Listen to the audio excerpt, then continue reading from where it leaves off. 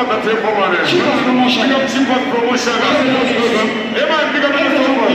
Let that one be in where. Big up the support. Check down this. Iowa Mafia. Last piece. Easy. Iowa Boise. Yes. Lazaro. Yeah. Kona wa pano. Easy. Mbida wa pano. Mulgona timu yangu. Patineke chita mastini nema clash. Tineke chita kuna kizaimimi. Asi aya mafesa ya. Chupani makuti. Aito. Mkuti wakite. Eka sisiyesu nitukuja chinuwana. Kinesha warongerwa. Na mkoma wangu alipanapa. Mkoma wangu alipanapa ane wadi chino. Chawa rongera.